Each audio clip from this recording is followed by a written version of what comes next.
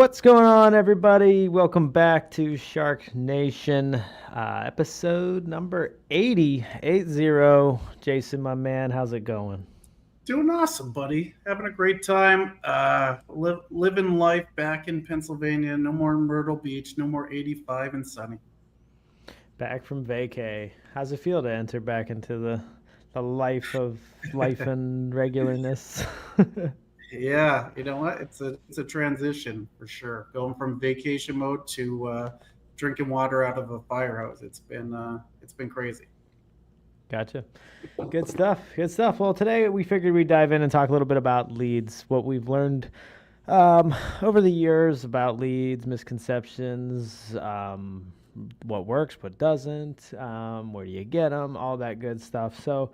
Um, so being a real estate agent, you get into the business, you've learned whatever the classes teach you to take the test about contracts and all that stuff, but none of this works without human beings that want to buy and sell real estate leads.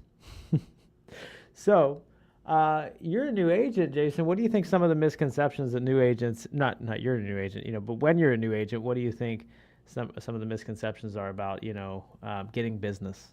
Yeah, I think when agents come in, they think that you're just going to be like, okay, well now there's like a assembly line of like people just waiting in the lobby, and it's like, okay, here's Joe and Susie. This is your clients that you're going to work with. Okay, now when you're done with them, we have these guys ready for you to go, and it's not like that at all. It's you know, you have to come up and you have to find the Joe and Susies or whatever you want to call them. You have to prospect for people that are looking to buy and sell. So I think the biggest conception for that I see from talking to new agents that are looking to, or in the real estate class right now is that I don't think they know that they're signing up for a sales job. I think that they think that it's kind of being like an order taker, where they're just going to be handed people to go. They just go show them a house, they find them a house, and then that's it. Or here's a person that needs to sell the house. This is the client that's assigned to you, and then we go from there. So, what did you do when you first got into the business? So mine was a little bit different because I was uh, just buying my own rental investment properties. So I didn't even think I was going to buy or work with anybody else besides myself. I thought it would be something where I go in and just when I had time out after work, my W-2 job, I would go look at some houses. I'd buy one and I'd just start collecting rent, and then that would be it. And then it kind of, I got into different groups with different investment groups, and they're like, "Oh, you're an agent. Why don't we go see it together?" And then it kind of snowballed from there. So it was more of like a community thing that built it up. And then I'm like, okay, I'm going to start prospecting for other people because I saw the paychecks and I saw, what the work that I put into it, what I could get out of it. And I started cold calling FISBOs and expired listings. And, I wanted to go the listing route because one of the things I learned early is I could kind of leverage that out. Uh, Working a W-2 full-time job, and I was covering, like I said, from Chicago East, half the country. So I didn't really have that time commitment to work with buyers that needed to be available every day to go see stuff or whatever. I didn't have that kind of availability. So I know I could be my own buyer or work with investors that, they could go see properties that, around my schedule if I wanted to. And, listings I could work basically wherever and do that. I love it. And so I think it's important to bring up. I think here I'm going to pull it up here because I think that there's the simplest way to make this make sense is to look at Hormozy's Core Four. I know you've seen that before.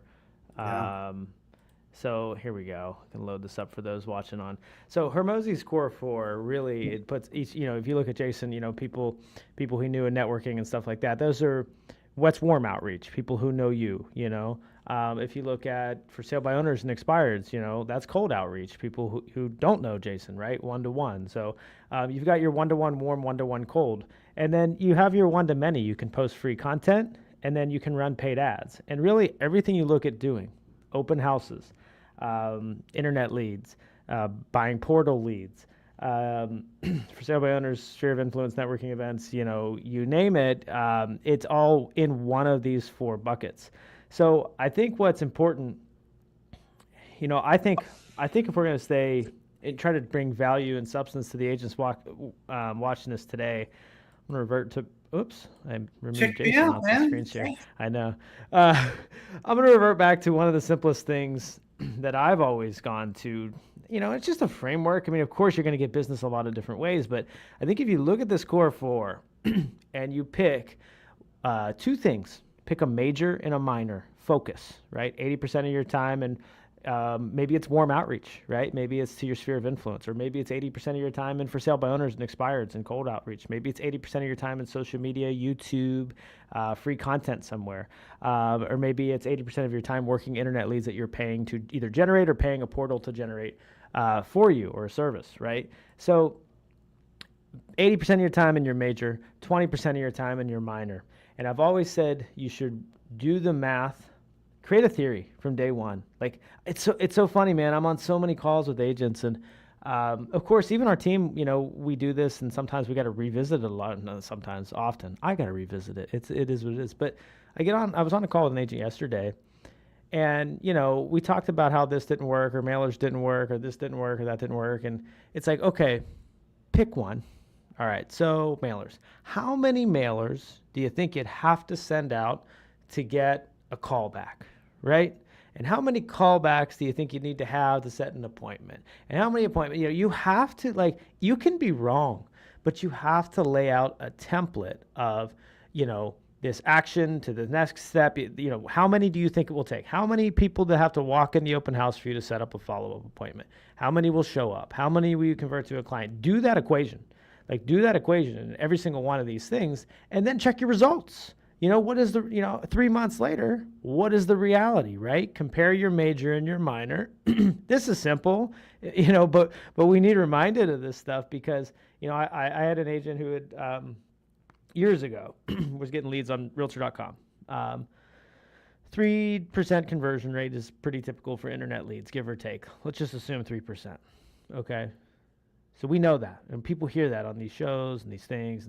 But think about that. That's 1 out of 33 people. So she was upset with the results of Realtor.com. I said, "How many leads have you had this year, last 6 months?" 30. I said, "Okay, well, you need maybe 3 more to even make the 3% true, and that's a small set of data." So. I think the reason why I went into this big rant is because when you look at these strategies, you need to pick 1 or 2 that you're going to dabble in like Jason did, and then put a freaking game plan behind it. Like, even if it's guessing, I mean, Christ, we got ChatGPT now. Say, give me the estimated metrics that I need to hit in this to actually make a sale, and then find out if that's true, and then repeat. Well, let's take a step back. And I'd say before you do that, I would say, what are you more comfortable doing? Right? We're like the person that might say, "Oh, I want to do mailers," they might not feel comfortable talking to people, and they want people to come to them, and it's much more natural conversation, right? So when you're talking about Hermosi's outreach, you have warm outreach and cold outreach. Warm outreach, like you said, is talking to people that we know. So for everybody listening, take a look open up your phone, all your phone contacts, everybody in your email contacts, all your friends on social media. That's a more warm outreach because it's all people that you've had conversations with for people in the past. Who did you go to high school with? Who did you play sports with? What church do you go to? People in sporting events or clubs that you're in. All those people is a more natural conversation that you could have and let them know what you're doing. And when I was in the real estate class talking to the group, I'm like, everybody should know that you're in real estate class now. It's a much natural conversation, right? You could say, "Hey, I'm super excited." It doesn't have to be kind of cheesy or whatever. Super excited. I'm in class. We're almost done. I can't wait to get licensed and start being a real estate agent, right? Everybody's got to know. You can't be a secret agent, but I'd say it's a lot more natural and easier for people to kind of adapt into a sales role if you're having warm conversations first. But eventually you run out of people that you know, right? So then you're going to go into cold conversations. And then that's where I think maybe you pick 1 or 2 strategies. Okay, I'm going to do open houses and I'm going to door knock or whatever. You know what I mean?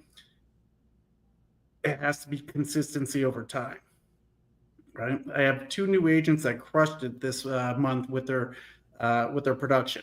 1,500 calls each. Like, crazy stats, like blowing out the leaderboard. Awesome. We don't live in an instant gratification world as agents. The work that you do today doesn't pay off for 60, 90, 120 days. Even if you did make 2,000 calls today, it's probably, if they wanted to transact, you're not getting paid for 30 days in a cash deal, 45 to 60 with anything with a loan, right? So having that delayed gratification where that if I put the work in today, I'm setting myself up for the future, kind of getting yourself wrapped in with that. But it all ties back into what you said. You can't go knock 4 doors, nobody answers, and you say, "Oh, door knocking sucks." You have to have a consistency over time. What time of day did you do it? How many doors did you knock? The more at bats that you get, the more likely you're going to hit a home run. It only takes one or two, but like you said, you might have to knock 100 doors to get two good prospects, and that's an average kind of conversion rate, like you're talking about. And then the other aspect, so there's this, and then there's the aspect of, okay, so now maybe you're getting leads, whether it's your door knocking, open houses, internet leads, portal lead, wherever, and where is there a blockage in the pipes? Like, I mean, let's pull the easiest one out. How many real estate agents post a ton of content, or post TikToks, or post Instagram, socials, or whatever, I don't know, and have never gotten a deal from it? Right? Now, that's easy to see because there's a ton of proof of that out there. But how about in the open houses? How about in the leads that you're generating or paying for through ads or portals like Zillow and Realtor.com? One of the biggest things I see is, like, agents think that when let's say they're taking a Zillow lead, right? In Zillow, for those that don't know, they'll call the leads for you and can give you a live connection. So it's somebody, at least that answered the phone and said, yes, I'll talk to somebody, at least a little bit, right?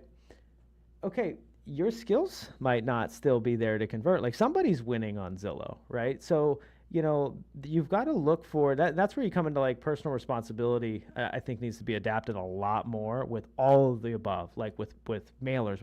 Here's what I say to everybody anymore: is like, it all works.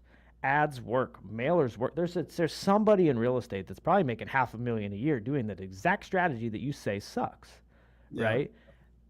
But have a little personal responsibility and curiosity to find out, like, where you suck at it, and I think that's that level 2 problem. It's like, one is you have to do the equation, and 2, you have to be, like, open enough to realize that somewhere along the lines you might have missed a skill or missed a simple process. And I know certainly I'm finding out holes, each and every day in my process. I was on with my my coach Sunit about some of the calls that I had been on lately, and not so much like closing, but it was a simple question. It was just, what do you think?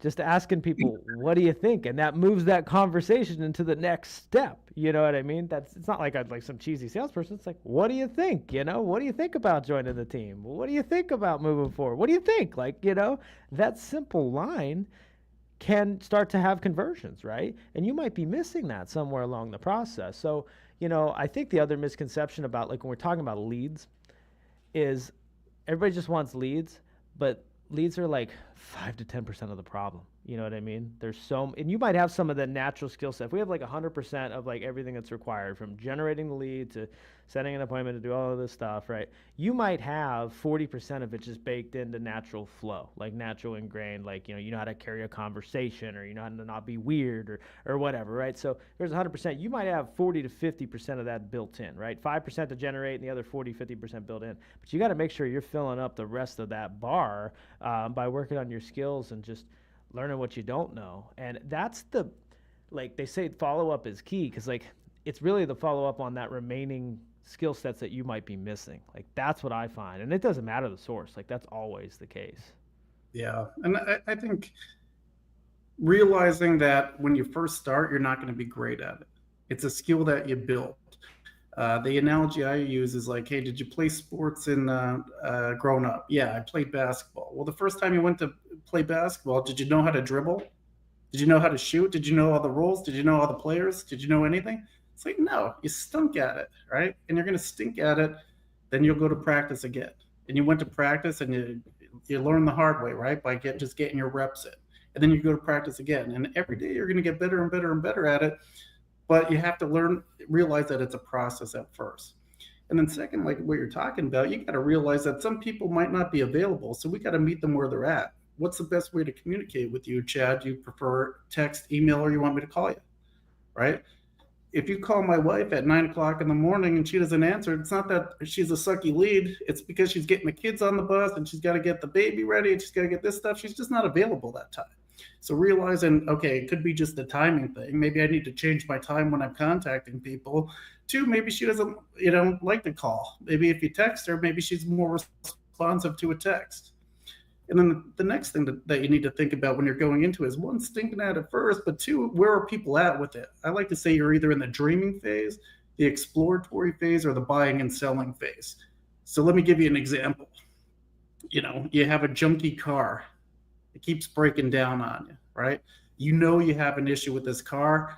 It's on its last life, right? I'm in the dreaming phase. I'm aware of a problem, right? It might not be ready yet. I got to save for the down payment for the next one. I got to see how much it's going to trade. Right now I'm in the exploratory stage, right? The thing breaks down for the last time. I almost got fired because I can't get to work. Now I know I got to fix this problem, right?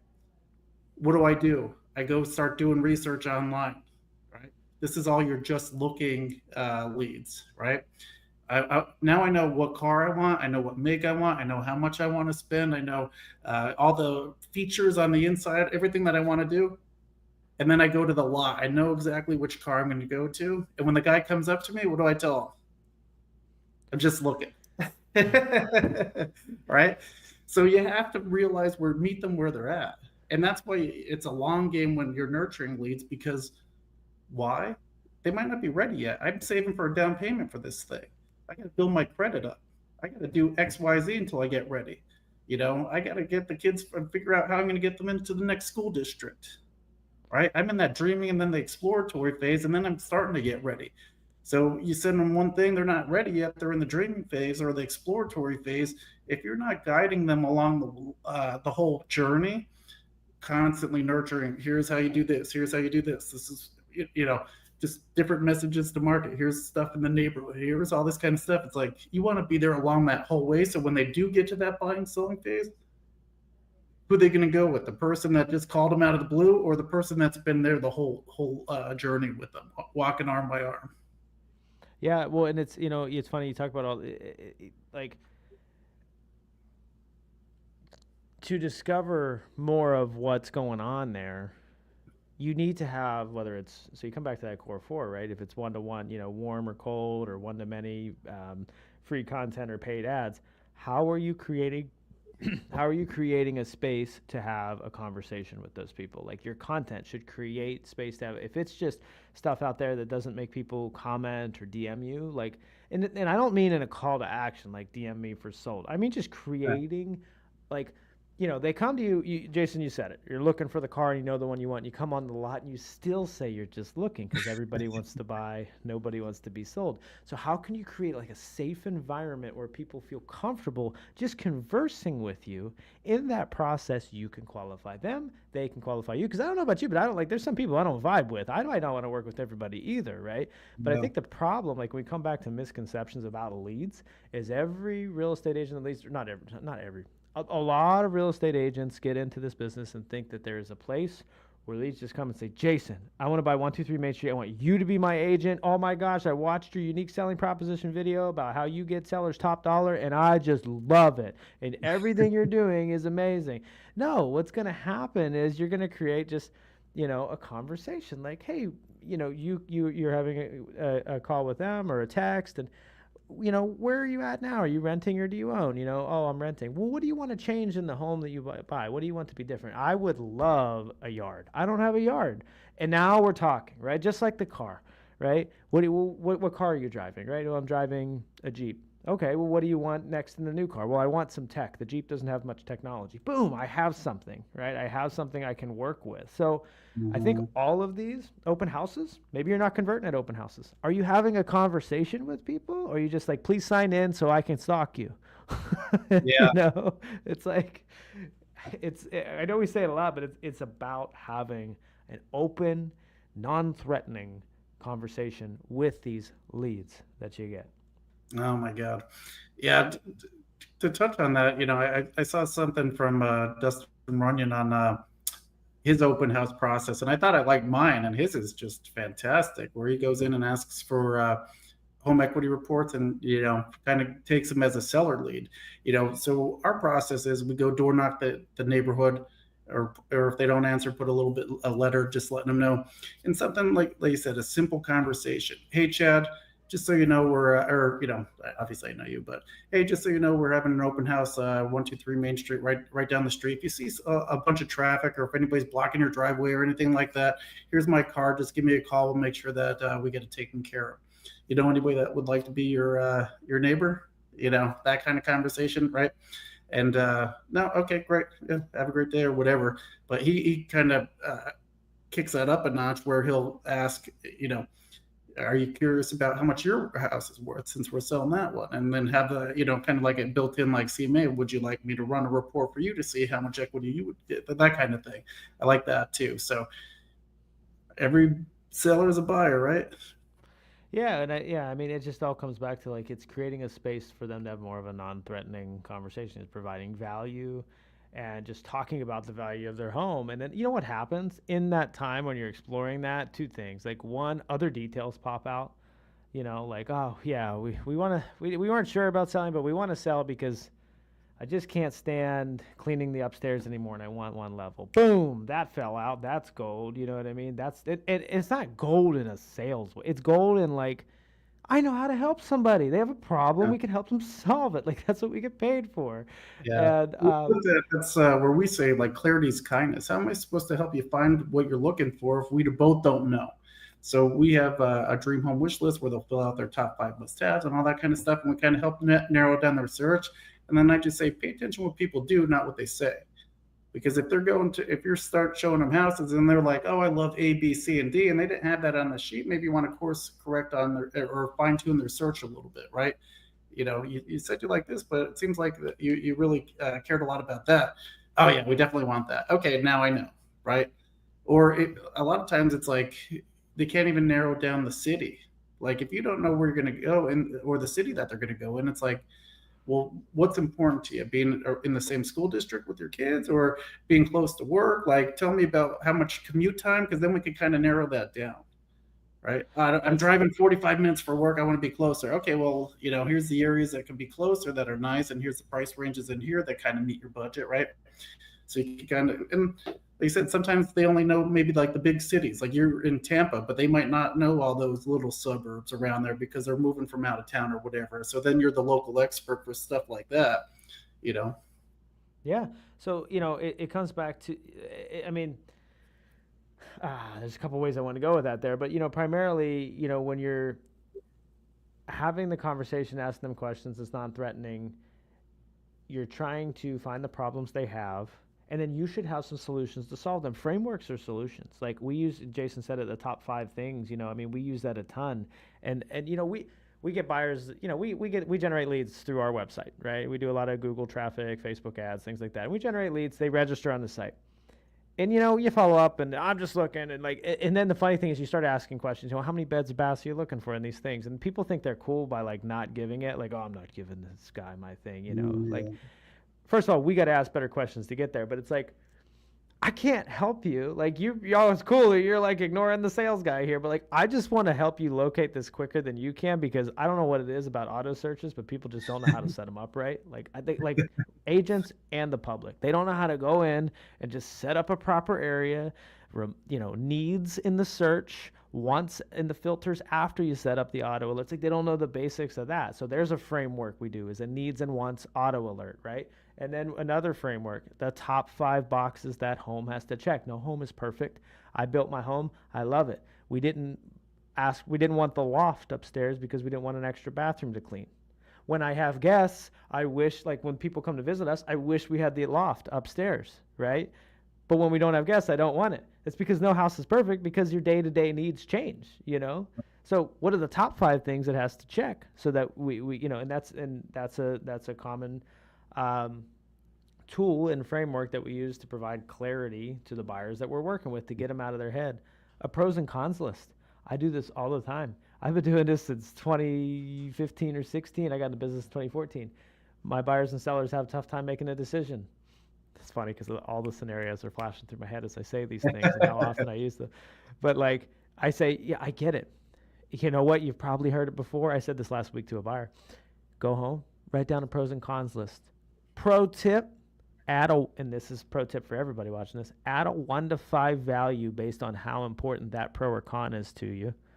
Add up the totals, right? Because like a pool might be a 5 and a second living area might be a 2. I don't know, right? So -5 or +5 or 2, you see, and you add up the totals, right? And then they're always like, wow. And they go home and they write it. And I'm like, because I'm an analytical person, right? What's the score, you know? And I Yeah. follow up on that. So, but those are ways that you can add value, Mhm. just like, you know, I mean, it's, it's just helpful to have a guy. It's helpful to have a coach. It's helpful to Yeah. have a friend's advice. And that's And exactly I what this is. and I think that's one of the perks and one of the things why maybe if I joined a team earlier, a lot of people don't feel comfortable on the phone because number one they don't know what to say or how to say it, so they don't even start because they don't want to sound stupid, right? And that's like the worst thing that you could do because you could fumble through it a little bit and then you'll get a little bit better and better and figure out what worked. Okay, I asked this, and I always say journal it. What worked, what didn't work. I asked this question and kind of derailed everything. So okay, maybe I won't ask that, or maybe I could phrase it in a better way, or maybe ask a different question instead of it. Right? Journaling through it and practicing through it, and then eventually you'll be confident enough where you're bing, bing, bing right through. So I'd say, like you said, with the call, what's your opener? Every time you should have the same exact opener. It should be quick, direct, and to the point. Why? Because if you have any type of hesitation or anything like that, they're going to think you're spam and hang up on you. And you want to be consistent with your opener because if you say the same thing over and over again, you could expect certain responses, right? They're going to probably have some kind of objection right front. I wasn't looking, I didn't click on that, I didn't do that, right? And then you could be prepared for, okay, journal what objection you got and then what your response is going to be. So then that way you can kind of get that sales skepticism, get that guard down. Then you could start asking, kind of softball type questions. Yeah, I know you're just looking, but is it because you found something or you put it on the back burner? Right? And then just softball questions to get that guard down, and then we're just trying to find out what they actually were looking for, so we could help them. Yeah. That is the game. So, you know, leads are just, they're 5 to 10% of the equation. There's a lot more to solve than just leads.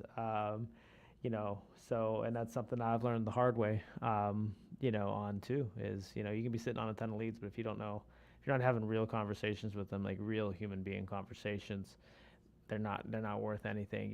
Give me not give me, but give a producer, give a skilled, not skilled, give somebody who's done the work and discovered the way to connect with people and is being honest and really trying to solve problems for somebody 100 leads. They'll crush them. Give the same person, or give the same 100 leads. Wow, I can't talk, but give the same 100 leads to somebody who is just cheesy sales dialogue and just burning through them, like, and they Yeah. won't. So there's two Look, parts to this equation. Go ahead. sure. I'd say let's transition now into, all right, we're talking about leads. Let's talk about, okay, if I am a real estate agent, how can I get some leads, right? How can I get some clients to help, right? So, like you said, there's paid ways to do it, but I'm cheap, right? So when I first started, I wanted to see, okay, what's the free ways to do it? So number one would be, anybody in your phone contact list, email contact list, social media, right? That you're friends with, that's a warm outreach. Hey, what are you doing? Oh, I just got my license, blah, blah, blah. Have a natural conversation with them. What do you think of the market? I'm just curious what people think of the market. Oh my gosh, you can just have a conversation right there and just be curious. Like, what do they think of the market? Yeah. Yeah. What do you think of the housing market? Right. Something like that. So that's number one, easy way to get free leads. Number two, if you go to Zillow, Realtor, Craigslist, there's all for sale by owners. on there, people that are actively listing their house for sale by themselves.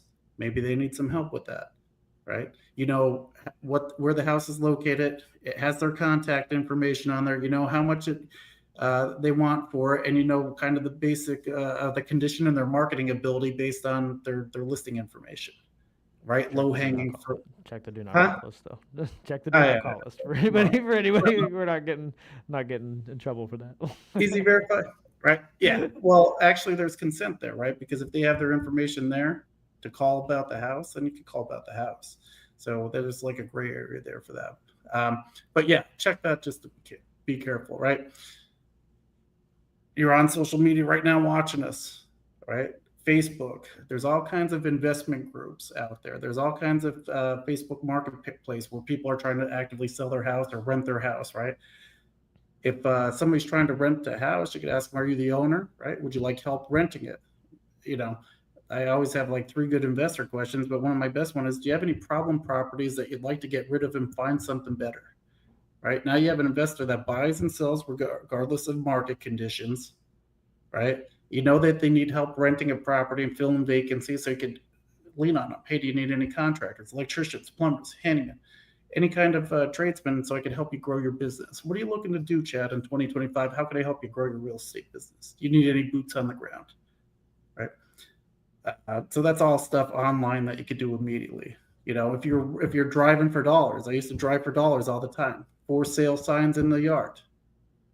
Right. Probably not marketing. Maybe they're not even online. Maybe it's an older person that's just not tech savvy that could do that. Right? Maybe they need somebody and they just don't know how to find an agent because the yellow books are going away and all that kind of stuff where they found traditional information, or the newspaper, you might not be in there, right? Same thing with for rent signs. These are active people, maybe an older landlord that doesn't know how to market their property online or anything like that, where it could be an opportunity to get a listing out of it, or a rental client. There, I'm just dropping gold. I just made you a millionaire. Now go do it. That's 5% of the problem. Yeah. Gotta finish the rest. No, that's it. So yeah, I mean, like I said, leads. There's tons of ways out there to get people that are hand raisers, and you should have some type of process together to get a continuous set of hand raisers to prospect to, however that looks for you. Whether you take one of Jason's that he just laid out for you there, or something you already have, you should have something in place for that, and then you should get obsessed with the equation that you think that makes sense, and taking the action to prove that theory right or wrong, and then adjust from there, and find your holes in the process. Yeah. Go in your MLS, look for expired listings, use RPR to try to backtrack the information, right? Like there's tons of different ways to get free stuff. There's also, like you said, paid lead sources, right? You can pay for Zillow leads. People going on Zillow.com and requesting to work with a premier agent or whatever they call it now. Same thing with Realtor.com. So you pay an upfront fee. You get a couple zip codes. So if people are looking in that zip code, you can get people that are actively looking in your area, and you'll pay a premium for that. Or Quite a there's other premium. services that are referral-based services where they'll give you clients all day long, and if they close out, then you pay a referral fee on the back end. So there's different ways that you could do it. And some of them get very, very costly, and all of a sudden you realize that, maybe it's easier just to talk to the ones that you can generate yourself, or through some of those other methods we already mentioned. But yeah, I checked Zillow out the other day, and at least in Tampa, it was like between $600 to $100 or $1,000 per phone call. Per phone call. So make Too sure cheap. if you're spending money that it's a profitable scenario. Again, do that equation. How many do you need to convert? Okay, well, I need 10. Okay, so if they're 1,000 per call, you're going to spend 10 grand. Well, what's your average commission? Is it more or less than that? Is the margin good enough? That's it. Yep. Return on That's investment for it. sure. So I hope that was helpful. I think leads, again, they're just the first part of the equation. You've got, I think, your process for following up and having curiosity, making sure that you're of value to them, is the crucial part of that equation. So find a place, go master the way to connect with the people through that place, and Yeah. we'll see you on the other side. Peace.